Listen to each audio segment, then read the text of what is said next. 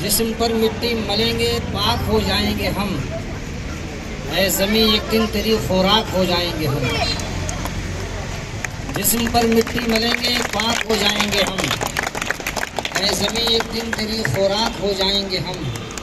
ऐ गरीबी देख रास्ते में हमें मत छोड़ना, ऐ अमीरी दूर हट नापाक हो जाएंगे हम। हमारा ये मुल्क गंगा जमुनी तहजीब का आलमबरदार मुल्क पूरी दुनिया में अपनी मिसाल रखता है। पूरी दुनिया में इसका वक़ार है और पूरी दुनिया के लोग इसको इज्जत व एहतराम के साथ आज से नहीं सदियों से देखते आए हैं। जिसका जैसा जहन था उस तरह उसने हमारे मुल्क से फ़ायदा उठाने की कोशिश की।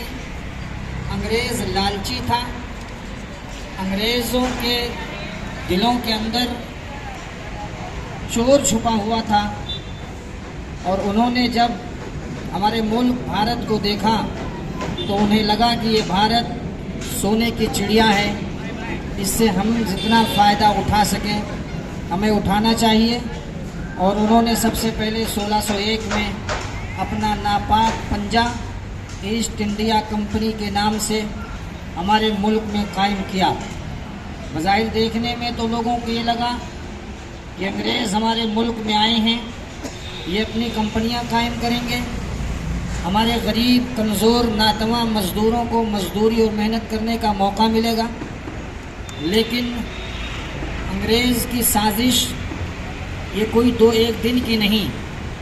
जब कोई जालिम साजिश रचता है तो वो एक बारगी अपने इरादे का इजहार नहीं करता है, बल्कि काफ़ी दिनों तक लोगों को अपने जाल में, अपने मकर में, अपने फरेब में, अपने झूठ के पुलिंदे में फंसाने की कोशिशें करता है।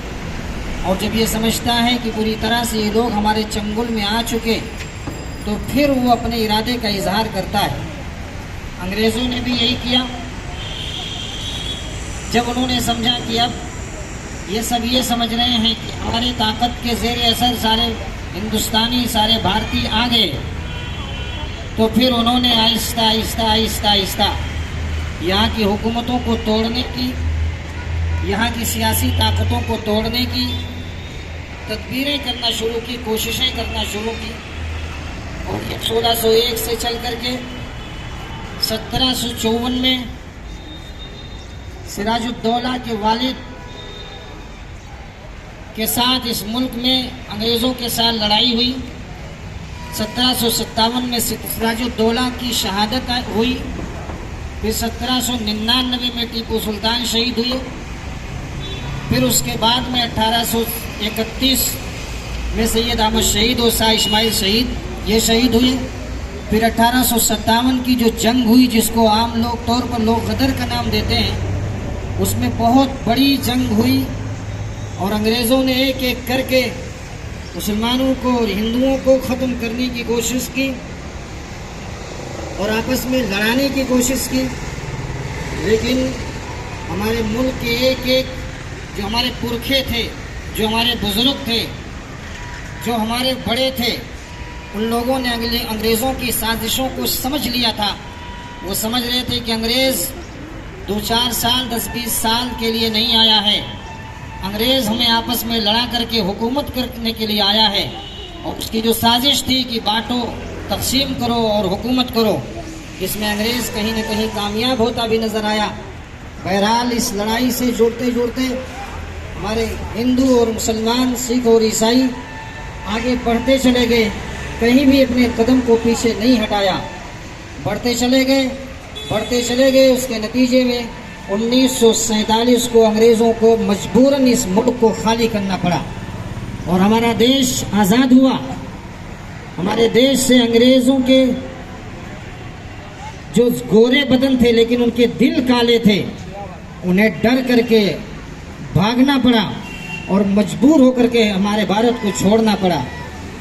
और फिर उसके बाद में 1950 में बाबा भीमराव अंबेडकर की सरकर्दगी में तकरीबन 2-2.5 साल की मेहनत के बाद इस मुल्क में कानून लिखा गया, वज़ा किया गया कि हमारे भारत को अब इस कानून के तहत चलना है, इस उसूल के तहत चलना है, इस आइन के तहत चलना है।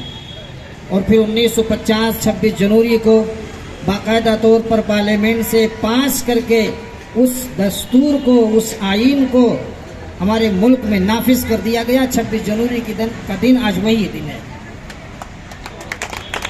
और वो कानून ऐसा था जिस कानून में कोई भेदभाव नहीं था, कोई छोटे बड़े की कोई किसी जात और बिरादरी की कोई तकसीम नहीं थी। उस कानून में सबको एक सा देखा गया, सबको एक आंख से देखा गया, सबको बराबरी का दर्जा दिया गया, सबको इज्जत और एहतराम दिया गया। और उस कानून में हिंदू